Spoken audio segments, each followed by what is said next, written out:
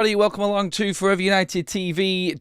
I do apologise for the late start. There has been some serious issues on YouTube this morning that have not allowed us to start the live stream for some strange reason. I do think we are live now, so please, if you could just let me know that you can see me in the chat, and we'll get on with all the news that is going on. And we're talking this morning about Casemiro's contract situation and the dilemma and big issue that is in front of Manchester United going into this summer.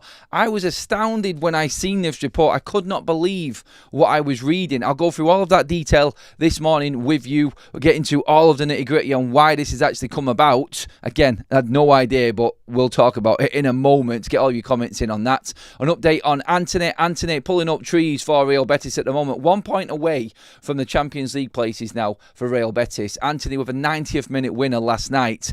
And obviously that is going to impact Betis' attempt to sign Antony this summer. But on the side of that, there is an offer on the table and more talks this morning that have come out regarding Atletico Madrid's approach to Manchester United for Antony also. So it is hotting up with Antony, and the situation around that transfer is looking very, very good for Manchester United. I also have updates on Edison and a load of false news that came out last night that has been completely kiboshed this morning. Loads from the weekend, in fact. In updates on Alvaro Fernandez's situation mixed in as well. The Edison transfer for Manchester United, update on that, and what Ruben Amorim also said about Matthijs de Ligt, concerning news there regarding the Dutch centre-back, if we read into that one as well.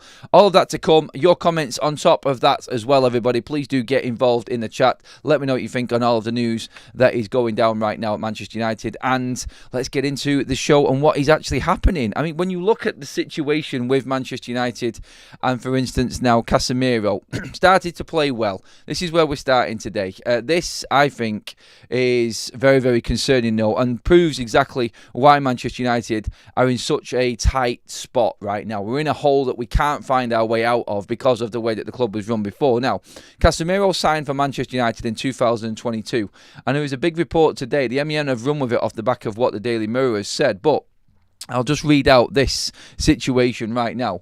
Manchester United's Casemiro could be in for a massive pay rise if Ruben Amorim's squad clinches the Europa League title. The ex-Real Madrid star has a clause in his contract that guarantees him a hefty 25% pay increase if the Red Devils secure their place back to the Champions League. Now, there is that clause in place where the most of Manchester United squad lose the 25% of their wages if they're not in the Champions League. This is not that. Casemiro is in his contract, and this was negotiated in when he signed for Manchester United from Real Madrid. This is negotiated in that Casemiro, if United are playing in the Champions League, that base salary, of which we know is £350,000 a week for Casemiro, the highest paid player at Manchester United, goes up to a staggering £500,000 a week wages next season if United make the Champions League. Yes, the exact same wage that Cristiano Ronaldo was on at Manchester United. £500,000 a week for Casemiro next season if United are in the Champions League. I'm looking at this and I'm going, this cannot be true. This surely cannot be real. I'm reading into it. If United triumph in the Europa League in Bilbao on May 21st, this would mean an astonishing 150 grand a week boost for Casemiro, pushing his weekly earnings to a whopping 500 grand a week. That's the same figure Cristiano Ronaldo was pocketing during the second stint at Old Trafford. This deal was agreed upon Casemiro when Casemiro made his move from the Santiago Bernabeu to Manchester United in 2022, a time when United were not part of the Champions League. So every time United compete in the Champions League, Casemiro's wages goes up to £500,000, which is absolutely staggering for Manchester United. The situation poses a significant dilemma for the Portuguese manager Amorim, as a potential cost might prompt the club executives to consider offloading the 33-year-old. Co-owner Sir Jim Radcliffe was instructed Amorim to cut down his wage bill in the off-season as part of ongoing cost reductions at Manchester United. Remember when Sir Jim Ratcliffe came in and was buying Manchester United, and he was quite damning on the contract and the and the transfer of Casemiro to Manchester United. Maybe this is what he knew, but we didn't know at the time. And how the Mirror found out about this, and how this report has come about, because the MEN have also run with this as well. When you look at it, whichever way you look at it, it is just a shout of sheer desperation from a former management system at Manchester United that really has failed this club now.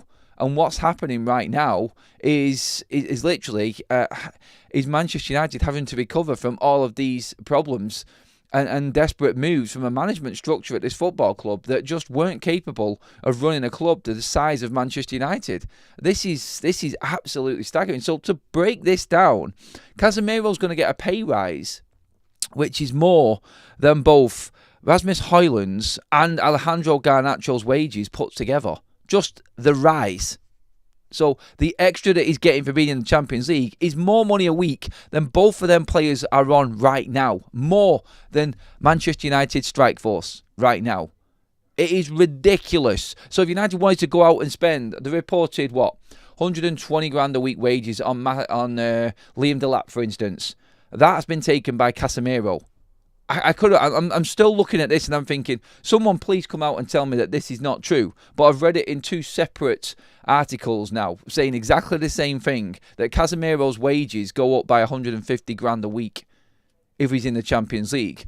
So was this the case when we got into the Champions League in Ten Hag's second season, the same scenario? Honestly, I'm not surprised that he wants to stay at Manchester United on the wages that he's on right now. This is challenging some of the Saudi Pro League's wage structures and what they would give their players. This is how bad this is. Honestly, absolutely astounded by this. And if this is the case, then Casemiro, I'm sorry, you've got to sell him. You have to sell Casemiro if this is the situation that we're in right now. There's no other way that Manchester United can go into the summer other than with a plan to sell him. If this is in place, and this is Casemiro's contract structure and what is going on right now, and this is going to actually be factual and happening next season, then he's got to be sold in the summer. I don't care how well he's playing right now. We cannot have someone who is 33, who is going at the end of that season on £500,000 a week, in my opinion anyway. But let's come into the live chat on this right now and just see exactly what you guys are all thinking regarding this situation with Casemiro. Please do talk to me in terms of what is actually going down with this right now and how you see this. Are you... Surely you're not really thinking that this is actually going to be a good move for Manchester United? It can't be, can it? I don't know. I really don't know. But hey, let's have a quick look. Don't blame a player who is in the twilights of his years. Blame the monkeys running the club who agreed those terms. Casemiro has a year left. It is easy to pay him out or fork out. Look, I think United are going to have to bite the bullet with him. That's a super chat from Manny. Thank you for that, Manny. The contracts we gave out are mental. Do Rashford, Sancho, Maguire, etc. have similar clauses? If so, we won't be able to sell anyone. Why would they leave? Exactly. The agents, like I've said many a times before, that have come to Manchester United, absolutely ripped Manchester United to pieces in terms of these deals and everything that's going on at this football club. There is no room for anybody at this club, and I'm not surprised that all of these people that negotiated these contracts, that dealt with these deals over them years at Manchester United, are now out of this football club. It just proves the point that this is actually real, because them people are now gone, and United cannot operate at this level. It's impossible for Manchester United to survive if we are doing deals like this. Who is coming up with these contracts? Who in their right mind would think that this was the right deal for Manchester United? For instance, going back to Ollie days, and we talked about this with Maguire.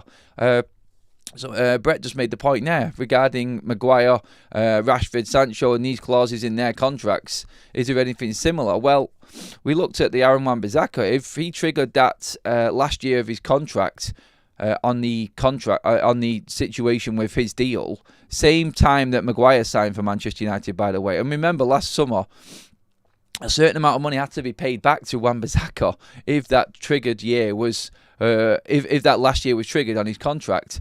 Again, all of these like crazy contract clauses and situations in Manchester United's players are absolutely they're gonna drown us. Absolutely ridiculous. Bale says, if Casemiro helps United win the Europa League and then qualify for the Champions League, I think he should be given what was written into his contract. Champions League means more money for United. £500,000 a week, mate. £500,000 a week. We're not arguing that he should be given it. There's nothing that Manchester United can do to stop him getting it. It's got nothing to do with what we think he should get and shouldn't get. This is done. We're arguing the point right now. Should United sell him to not have to pay this amount of money? When you break this down, that's a £26 million a year contract for Casemiro. Let that sink in. Let me just say that again. £26 million a year for Casemiro. It's staggering. It's absolutely ridiculous. I cannot believe. I didn't think it was real. Well done, Murto. I don't think, thank goodness, that fool has gone. Yeah, we're still dealing with everything else that's actually happening right now in terms of what he did and the deals that he put in place. It's another anchor onto Manchester United in trying to move forward. It's just what we're actually looking at right now it's ridiculous. It really is. And when Manchester United actually when they look back on what they've done, and they say, for instance, the management right now that's in place at Manchester United, and they look back on situations that Manchester United have been going through before, the desperation and how this club was run, they must be absolutely scratching their heads in there right now at United and going, how are we supposed to operate with this? It's crazy. Honestly, how about the poor workers at United earning 30 grand a week? 30 grand a year. This club sucks, and these people that have lost their jobs, and all of this comes into that, doesn't it? The argument starts to mount up about Manchester United's wages and everything like that, and the staff that have had to lose their jobs because of these players not performing and things like that. Ruben Amorim has even said that we are the issue right now, and we are the problem around Manchester United. The bad feeling around the club is because of the players not performing on the pitch. And this is where United right now have to, and how they do it, I don't know, but maybe just take an absolute loss and not have to pay this wage for Casemiro. It's crazy, isn't it? It is crazy. If you remember, Murto and Arnold wasted 90% of the summer chasing someone adamant they weren't leaving Barcelona. The signing of Casemiro was the height of desperation. Yep, I said exactly the same thing yesterday. In fact, regarding that, Casemiro was a desperation buy for Manchester United because we didn't get Frenkie de Jong. We got taken for an absolute mug by Barcelona and Frenkie de Jong, and then we went desperately in and bought Casemiro. Well, Casemiro has done well at Manchester United. They've made the case for him. I didn't know that he was going to get this extra chunk of wages on top. This isn't about Casemiro, by the way. This is about how Manchester United are run and how it's going to affect Manchester United's summer. I think that's what we've got to look at with this. It is going to be a hindrance on Manchester United going into their transfer dealings this summer, I think. So let's see how we deal with it. Let's see what happens with Casemiro. But that's the opening to the show, everybody. Wow, what a way to start the show. Casemiro reportedly going to be earning 500 grand a week wages next season if United do win the Europa League. It is absolutely crazy what's going on right now at Manchester United. I have no idea. Absolutely no idea. But hey, look, that's for them to deal with, and hopefully we can get through that. Now, on to other news as well regarding Manchester United. Now, last night you would have seen the reports flying around. Luis Campos, the sporting director at PSG, in talks with Manchester United to take over as the new director of football off the back of Sir Jim Ratcliffe's so-called permanent takeover of Manchester United. Complete and utter bullshit. Fabrizio Romano came out last night and said that this is false news. There is nothing in communication with United and PSG. There is no movement. Campos will not be moving to Manchester United as the new director of football, sporting director.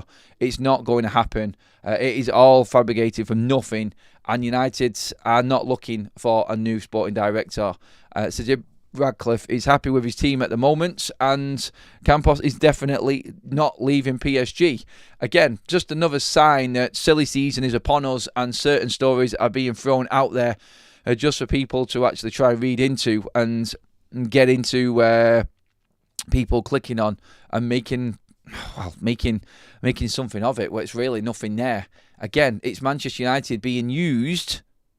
It's Manchester United being used to basically make headlines. And we're going to have to deal with a lot of this going forward, because over the weekend we were hearing a lot of news also, not just Luis Campos last night from PSG as a sporting director, but also when you looked into the news about Jim Fraser from Chelsea serving out his gardening leave, and Manchester United looking to bring him in as part of their academy development as well, and part of their new structure. I was making a big point about it, about what he's done before and coming in, and this is Manchester United trying to obviously strengthen their recruitment team, strengthen their academy setup, director-wise, experience levels going through the roof and all of that. And this, apparently, as well now, is also false news. Academy Scoop on X has come out and said that this is not the case. So we were going to get a new sporting director this weekend. We were going to get a new head of academy, or someone to come into the recruitment team and work alongside Wilcox and whatnot. Neither of them are true. Both have been completely shot down as false reports and are not genuine, which is very, very strange, isn't it? It's like, what is going on right now at Manchester United? That's a crazy weekend, really, off the back of a mad week at United, where you've got false news coming out left, right and centre, and you've also got the craziness of the weekend of finding out about this deal with Casemiro, the result against Brentford. Everything going on at Manchester United. It's been a bit of a whirlwind. We could do with getting back to our normal midweeks at Manchester United, where it's actually good to be a Manchester United fan and actually watch Manchester United compete in Europe.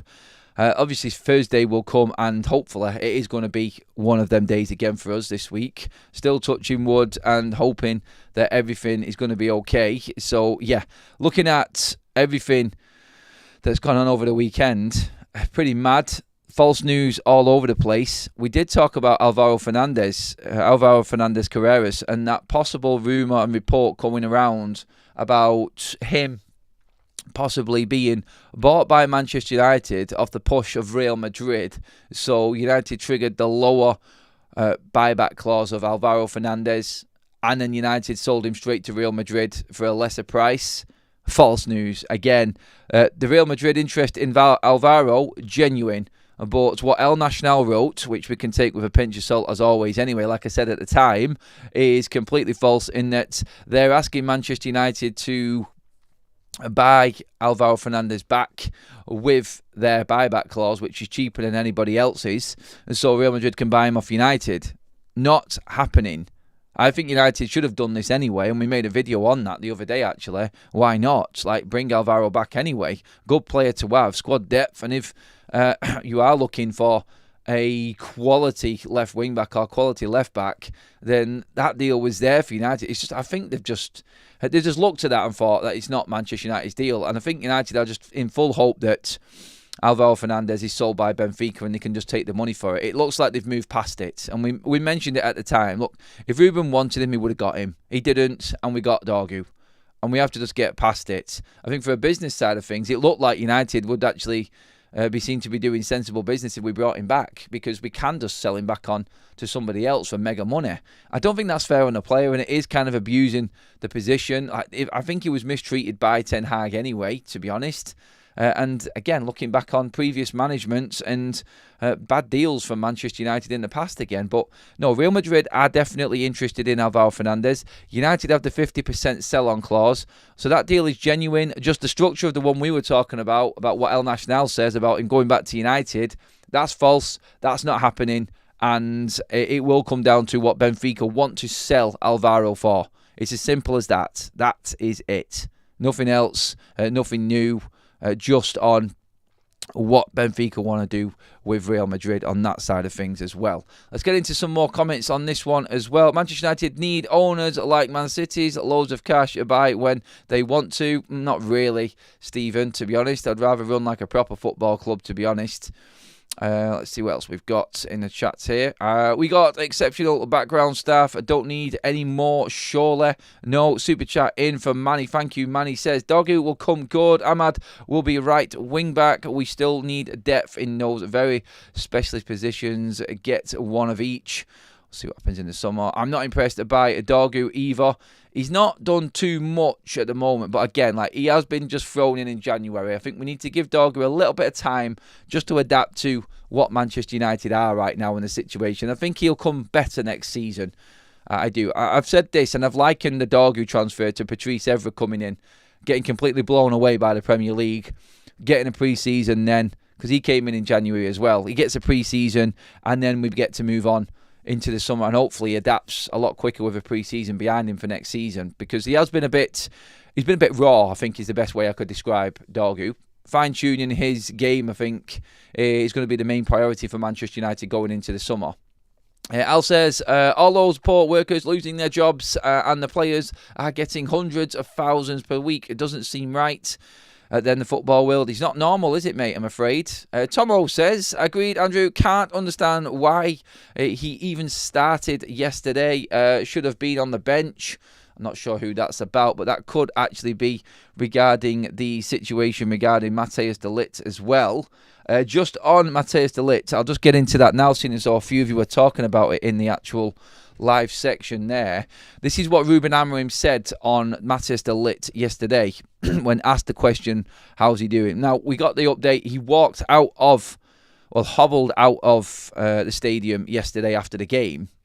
Wasn't on crutches. This was obviously reported by a journalist at the game. Ty Marshall of the MEN said that he just hobbled out. There was no crutches. So whether we take that as a positive or not. But Ruben Amorim said this. I don't know.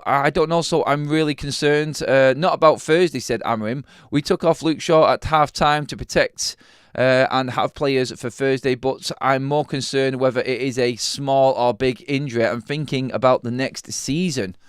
That's what Ruben Amorim said regarding Matthias de Ligt. And thinking about the next season, kind of all he's concerned about now is not Thursday there in what he said, which means that this looks like a more long-term, maybe the end of the season for Matthias de Ligt type of injury. The assessments will come obviously this week, and we'll keep you updated. We'll try and find out some inside information from Carrington regarding de Ligt and what's actually going on. So we'll do the digging around this morning for you all to try and find out where de Ligt's at and when his scan will be, or when we'll find out. He's definitely not going to feature on Thursday anyway, but Ruben's thoughts there were past that. Now, a lot of people have gone in and criticised Ruben for even starting Matthias de Ligt, and I think that's where a lot of people in the chat are talking about right now. It's like, why would you even play him when you know he isn't fully ready? That's the concern with a lot of the chat right now, and I think a few other fans on social media were talking about this yesterday also, that Manchester United, Ruben Amorim's thoughts were play Matthias de Ligt. He might have been coming off a bit earlier again for the likes of Harry Maguire, like Luke Shaw was brought off.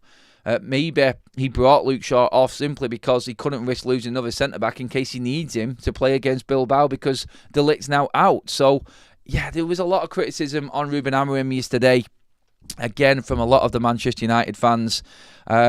It's always going to be that way. Like last night we did a show talking about how Ruben Amorim really has abused his grace period, you could say. Like this first 8 months in charge of Manchester United, and whatever it's been since November, going into about 7 months of this season, he's had that sort of let's get used to it period. But the record that he's held, I think last night again, like the 16th defeat of the season in the Premier League. I think he's only won 6 Premier League games in 24.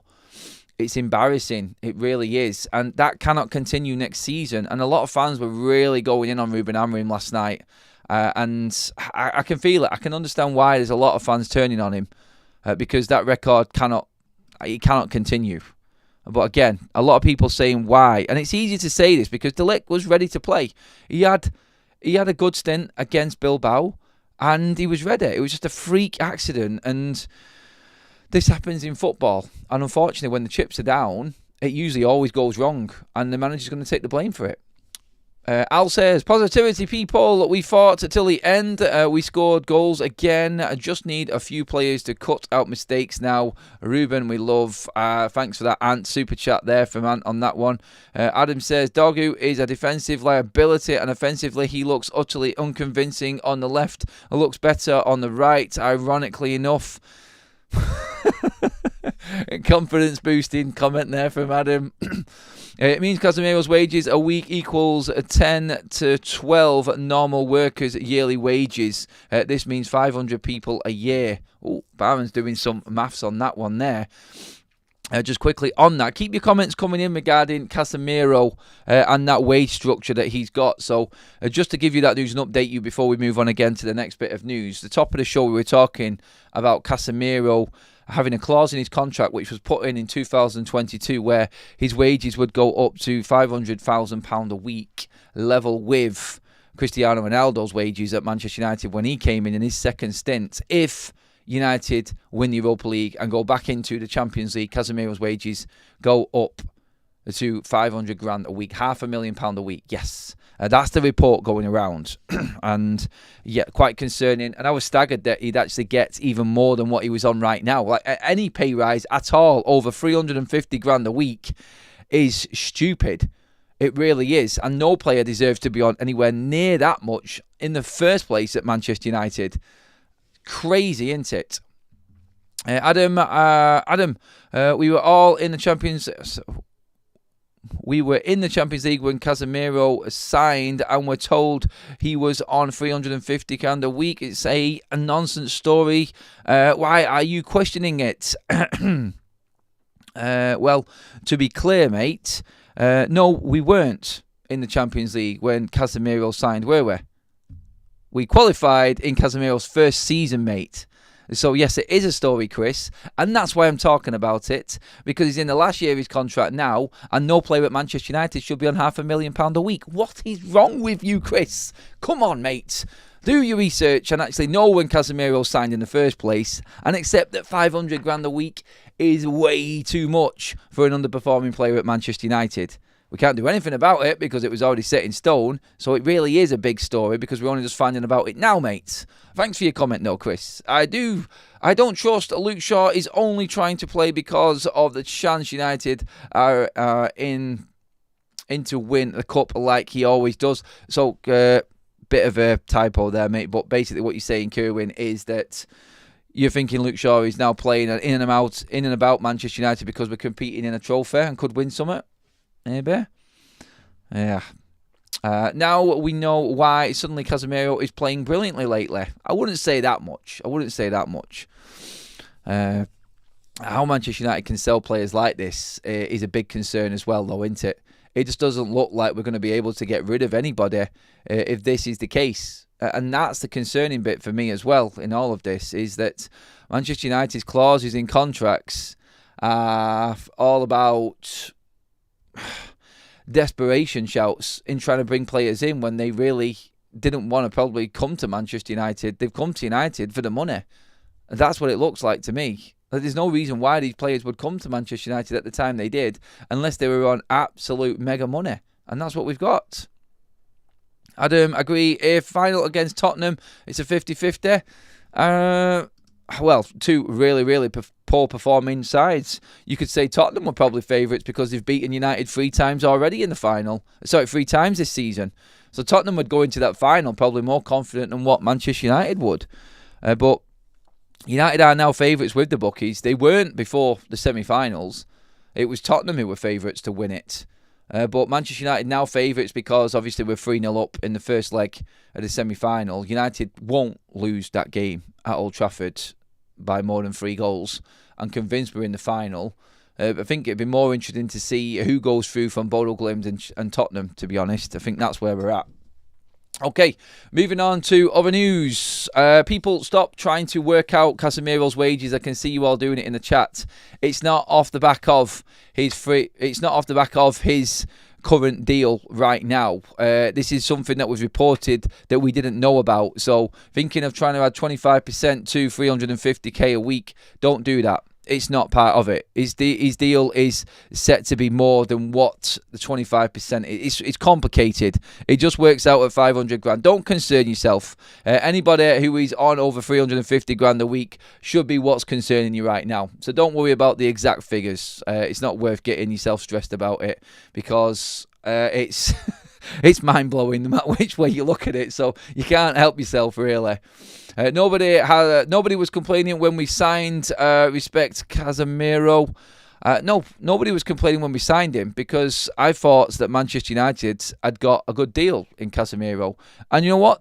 I haven't got an issue with a transfer fee, to be honest, for Casemiro. I think he's earned his transfer fee, especially if we get into the Champions League after him helping us win the Europa League. It's the wages. It's the wages that Manchester United are stupid with. And this has always been Man United's case. This is how Man United get players in. They're in and about it with the actual transfer fees. And then they give the players absolutely stupid astronomical wages. I mean, why is Antony on 200 grand a week? It makes no sense whatsoever. Why is Mason Mount on £250,000 a week? No sense whatsoever. It's absolutely it's ludicrous. Do you know what? To a certain degree, Eriksen on 150 grand a week. That's another stupid one. Eriksen is not a 150 grand a week player, I don't think, for Manchester United. They've done that because he didn't pay a bleeding transfer fee. All of these players on astronomical wages. Honestly, it's ludicrous. And then you've got people like Andre Onana rolling into Carrington saying that he doesn't want to take his pay cut. He wants to negotiate out that clause of 25% taken off his annual wages if United don't play in the Champions League. All right. Talk about greed. Thanks for that, Sully, mate. Can't anyone ask the manager why do you constantly have players injured? We need strength, not so in depth. I don't get what you're saying there, Kim, on that one. Sorry about that. We don't have a lot of injuries under Ruben Amorim. The injuries have actually got better under Ruben Amorim, I think. Definitely than what they was under Erik Ten Hag, anyway. We have had certain situations where players have got injured, but they're all injuries and impact injuries.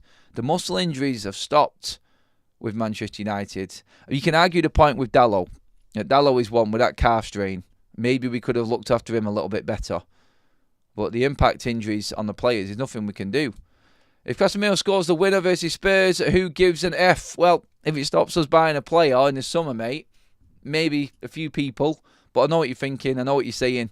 He is going to help us. Adam, did you see Antony's goal versus Betis close the gap? Well, James, with that super chat. Sorry I missed that one at the top of the show, mate. But yes, I did. That's what we want to move on to next. Antony's situation right now. Now, Antony scored, wow, again. The goal he scored against Fiorentina in the week, holy shit. The goal he scored against, who was it last night? I think it was Osasuna. I can't remember who he played last night, actually. But the goal he scored last night in the 90th minute to win it away from home for Real Betis. Wow. If you haven't seen it, go and watch it. It's an absolute stunner. Antony is in absolutely fantastic form. It's ridiculous. He is, it's like Liam said, he's unstoppable right now. And I tweeted out last night after that goal went in and Betis won the game. Antony pushing Real Betis closer to a Champions League place, which brings Manchester United a bonus. So it is how the loan deal for Antony broke down. Real Betis would pay Manchester United a penalty if Antony didn't play a certain amount of games. He's already played them. No penalty to be paid by Real Betis. So United lose out on that money. We know the majority of his wages have been covered by Real Betis anyway, so no real drama there for Manchester United. But if they win the Conference League, United get a bonus. They're winning the semi-final and could win the Conference League. If they get the Champions League, United get an even bigger bonus. And this would also give Real Betis money to actually go out and buy Antony permanently. They would be able to structure a deal to buy him. But all this is doing is just raising Antony's price tag and bringing more people to the table. Now, if you're looking at a player like Antony, who has got 11 goal involvements since joining Real Betis, including 7 goals, 4 assists, that's his record so far. It's absolutely staggering. Like, where did this player come from? Manchester United, we look to buy the potential that we're seeing now at Real Betis. That's what United bought. I think right now Manchester United should be looking to recoup at least half of that transfer fee we paid for Antony. And I think that's fair value right now. The potential was there. Antony has got something in him. We just couldn't get it at United. He wasn't a player for United. But at Betis and in La Liga, he fits like a glove. And the rumour has it, and it's not so much a rumour, the reports are coming out that Betis are doing everything they possibly can to keep Antony. Champions League will give them a massive boost on that side of things. There's not a chance that Manchester United now, according to reports, are going to loan Antony out. Now, the rumour is that Betis have offered Manchester United a loan. It would have to be a staggering loan deal for Manchester United for them to accept it. And that would be something along the lines like we discussed, like a loan fee, full wages paid with bonuses, and an obligation to buy at the end of it. So the loan fee would cover Manchester United's instalment payment for Antony, which we still owe for next season. The obligation would be a substantial figure which they have to pay, and all of his wages covered. I think United would rather just sell Antony now, and Atletico Madrid coming in have got the money to pay for Antony, and that's the report. Betis are bricking it because Atletico Madrid are ready to go for Antony. Now, if Betis get Champions League, Antony wants to stay at Real Betis. That's been made very, very clear. He is adored and loved by the fans, the people at the football club, the directors and chairman, and everybody talking about Antony are doing everything they possibly can to get him to stay permanently, or do what they can to keep him at Real Betis. And that is including that extra loan as well. They want to loan him out again if they can, but United won't accept it. And with, it was Espanyol, sorry, Graham got it right there. I knew it was someone with lower ends of the table. I think they're around about 15th or something anyway. But 1-1 until the last minute, and Antony trumps up with an absolute pearler of a goal. Again, proving his value to him. At United's price tag right now, I think he's about 40 million quid. And it would be an absolutely staggering turnaround of a transfer that completely failed and everybody was laughing at. And United actually do manage to actually make a little bit of money off this. And by that, I mean Manchester United's transfer structure. 3 years into Antony's contract, and United recoup 40 million for him. That's actually giving United a bit of profit on Antony, which is crazy when you look at transfer. When you actually look at transfer finances, it gives United a little bit of profit. It's staggering. It really is. But that right now is a huge bonus for Manchester United. If Antony can help Betis get into that Champions League, it pretty much guarantees that he will be sold permanently this summer, because for what he's done for Betis and bringing them up that table, their form since he arrived, by the way, honestly, you only have to look into it. It's absolutely off the scale, ridiculous, the form that Betis are in right now. They have catapulted themselves up the La Liga table. Top 5 places in La Liga make Champions League, by the way. Spain and England took the extra places through the coalition. So anybody asking what I mean by Antony taking Real Betis between up to 1 point away from Champions League, top 5 places in La Liga get Champions League football. So Villarreal are 1 point ahead of Betis right now in 5th, and that's who they're playing against. And I think there's 3 games left to play. So it's going to be a tight one, but I think if anything, when you look at it, Atletico's position on this is safe and confirmed in the Champions League next season. Finances in place. They're going to come to Manchester United, and United are not going to care what Real Betis want to do at all. I can't see Real Betis being able to afford Antony, even off the back of this loan. If they want a loan, United are going to say, well, you're going to have to pay us 45, 50 million next summer for Antony and pay us a loan fee. It's going to cost them even more. Betis have to make something happen this summer for Antony, because he's going to go elsewhere. Juventus are also interested, as we know, but Atletico Madrid have positioned themselves well and have made an approach, and concrete interest is there from Simeone and Atletico Madrid for Antony now. So really good news for United, in fact, that we have got so many clubs actually interested in Antony, and he's playing well. So that's a bit of good news anyway, and well done to Antony. Credit to him as a player, actually, the form that he's in. And the numbers he's putting up right now and influence he's having in games. Like, numbers can be, can cover up a lot of negatives and poor performances. Like, you could have a crap game and then all of a sudden you just hit a Hail Mary and it turns out to be an assist. All of that creeps into, I think, stats and everything like that a lot of the time.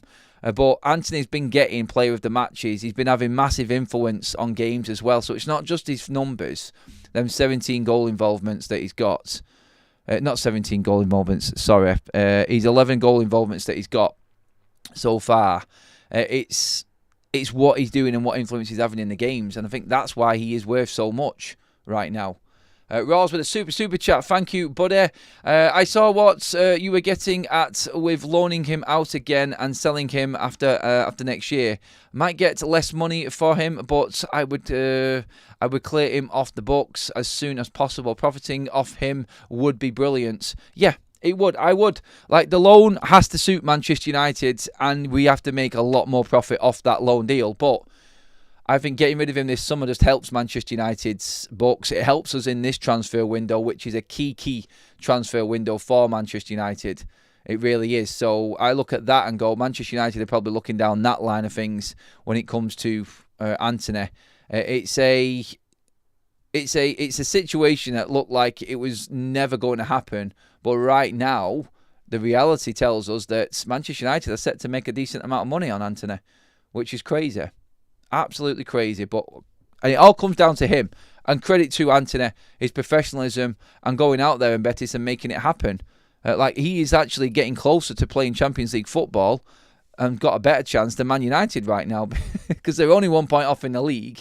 He could pretty much guarantee Europa League football next season anyway if they win the Conference League. So he's actually bettering himself and actually turning his career around. So, yeah, credit to him. Other news as well. Keep your Antony comments coming in as well, everybody. Let me know what you think of that situation. What would you do? Would you just sell him right now, get rid? Even if it was a 35 million offer for Antony, would you take that? I think United could ask for 40. The form that he's in and how important he is for Betis and what he's done, I think 40 million, especially if there's 2 or 3 teams in for him, United should just ask for 40 million. I think we have swam the channel in getting out of that one. I really do. And it would help Manchester United an awful lot, especially if we're having to pay Casemiro another 150 grand a week and we can't get rid of him. We have to get rid of someone.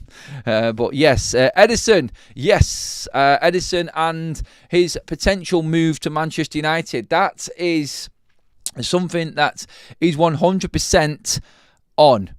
And this is another report coming off the back of what we said the back end of last week, actually, when Romano was talking about Edison and the interest in Manchester United. Now, it's just been confirmed again. I think Manchester United have held talks already with Atalanta regarding Edison. And Edison would be a player coming into Manchester United only if we got Champions League. So Edison is 100% a target and talks are going on for Edison. But this only happens if United make the Champions League. That's the story going around. Because last night we was talking about Bryan Mbeumo being a Manchester United target and separate to the deal for Matheus Cunha. And the Telegraph ran that last night, saying United were interested and have entered the race to sign Bryan Mbeumo now. And it was separate to any other Cunha deal. You see, very similar positions played for Cunha and Bryan Mbeumo. And the problem you've got there, my point last night was that Bryan Mbeumo coming in would strengthen Manchester United. He's better than what we've got right now, I think. I think he's better than Mason Mount. I think he's better than Garnacho. I think he's better than Joshua Zirkzee. And then you're arguing amongst Bruno Fernandes, Ahmad and Matheus Cunha. It's not bad players to have, but we have got a lot of 10s, which is why I didn't think that Manchester United's priority would be Bryan Mbeumo. Even though he is a quality player, I do believe United's priorities are elsewhere. And then the story also came out last night about Rasmus Højlund being, obviously we know he's a target for Juventus, but Daniele Longo from Italy, sports journalist over there, football journalist over there in Italy, saying that Juventus have made their first concrete moves now for Rasmus Højlund. So if Rasmus Højlund plays well from now until the end of the season, we could see some people coming in. United are not going to move on Rasmus Højlund unless the price is right. Let's just get that very clear. United may move for another forward on top of the forward target we've got right now if Rasmus is sold. We've seen last night or yesterday the rawness. There is real ability and quality there in Chido, but he's too raw. He cannot be expected to do that job up front for Manchester United. Showing moments, but he's 17. It's not right. Back in the room, hello everyone, says Block, who's just renewed his membership, 15 months. What an absolute legend. By the way, everybody, thank you so much for all of the likes. If you're loving the content, please pop a like on the video. It's completely free. Make sure you have subscribed as well and hit that bell notification button. We keep you up to date with all of the Manchester United news going in and around the football club, on and off the pitch, building up to that Europa League semi-final second leg on Thursday. I'm looking forward to it. I'm looking forward to celebrating coming out of Old Trafford knowing we're going to a final. That's what I'm looking forward to. Anyway. But yeah, just to go over the Brian Mbeumo, Rasmus Højlund and Ederson situation again. There's a lot of deals that Manchester United, according to the reports, have negotiated off the back of finances we would have if we're in the Champions League. So it's like United know how much money we've got if we get into the Champions League and how much we can spend if we're in the Champions League. That's the situation that we're in right now. And so United are doing the work behind the scenes to negotiate deals, but obviously it is fully dependent on Manchester United winning the Europa League now, on Ederson in particular. Rasmus Højlund, I don't actually know. By the way, yesterday, congratulations to Manchester United's women for qualifying for the Champions League. That definitely was something worth celebrating yesterday. Coming back from 2-0 down and seeing out the last 25 minutes against Manchester City at Old Trafford with 10 men as well. It's a massive achievement for Manchester United to come back and pip Manchester City, in fact, to the Champions League places. It's brilliant. So well done to them yesterday, Manchester United women. Just to go over everything again as we see more people, coming into the room. Casemiro wages go up to nearly £500,000 a week. If some saying £500,000 a week in the reports this morning, if they qualify for the Champions League. Staggering, absolutely staggering. Fake news around Luis Campos and the PSG sporting director coming to Manchester United. Also, apparently fake news that Jim Fraser, former head of Chelsea's academy recruitment, they're coming to United. Both of them apparently not real. The story about Alvaro Fernandez Carreras coming to United and then being sold to Real Madrid, his agent has completely kiboshed that story as well. That is not real either. But Real Madrid are interested in Alvaro. It will only be, in terms of United's case, reaping the rewards of a 50% sell-on clause. Nothing to do with a buyback clause. That won't be triggered by United. So that's dead. But United make money if he is sold from Benfica to Real Madrid. That's all there is with that one. Atletico Madrid have made a significant move in the chase for Antony. Real Betis have made a big move with Antony winning the game last night for them against Espanyol in getting closer to the Champions League. So we could actually have a bidding war for Antony going into this summer, which is good news for Manchester United. And Ederson is on if Manchester United qualify for the Champions League. More and more reports coming out saying that that is the case for Manchester United going into the summer transfer window. So that's where United are at with that one as well. And concerns over Matthijs de Ligt. We will keep you updated this week with what happens when his scan is, what the reports are from that scan, how serious of injury Matthijs de Ligt has got after that injury yesterday. He hobbled out of the stadium after the Brentford game, not on crutches though. That was a report from Ty Marshall, who was at the game for the MEN. Not on crutches, but the words from Ruben Amorim is he's more concerned about going into next season rather than this Thursday for Matthijs de Ligt. So to break that down, it's not a concern about Thursday because he knows he's not going to play. It's more concern how serious this injury is and whether it's going to affect him going into next season. Last thing we needed to hear on that one. Block, before we finish, just come in with another super chat. Thank you, buddy. Absolutely love that. Can't believe that I'm not eligible to apply for a final ticket. Season ticket holder, 20 years. Cup scheme, 6 years. Club is a joke. You're not eligible to apply. Why? I don't get it. I thought the criteria was about being in every single cup competition this season, mate. Have you not applied for the cup games this season? I'm not sure on that one. I better check to see if I can apply, actually. But on that one. But yeah, no. Manchester United, I think we get 15,000 tickets if we do get to the final. So going to be really interesting to see if we do manage to get anything. Well, I'm hoping so because that would mean we'll be in the final. But I'm confident this week is going to be that week for Manchester United. Thank you, everybody, for all of your comments throughout the show. Absolutely brilliant show. And again, please just give the video a like on the way out, please. That will get us closer to that 300 live like mark. Thank you so much for all the contributors this morning. Sorry about the late start again, absolute mega issues with YouTube and streaming. Manny has dropped another super chat in there that I just didn't see. Sorry, just sell Antony. He found his level in Spain. No monster defenders to shut him down and makes him look like prime Ibrahimovic. Just need to sell him, yes. So, Umar, Ant, Manny, James, thank you for the super chat. Sully as well. Ants, I said that. Roz, Block, thank you everybody. Mods, excellent job in there. Thank you for dealing with the chat while YouTube was having its meltdown. Absolute legends, all of you. Thank you. New subscribers, welcome to Forever United TV. I hope you're doing well, and I'll see you all later on. I'll keep you up to date with any news that breaks. If anything does come about, I'll be back live or with the news updating you probably about 1 o'clock today, 12:30, if anything does come about. Back later on this evening as well, around about 6 o'clock, I think, as well. So make sure that you're there for that. Thank you, everybody. That is it for now, though. I will see you all later on. Have a fantastic bank holiday Monday, everyone. Enjoy yourself.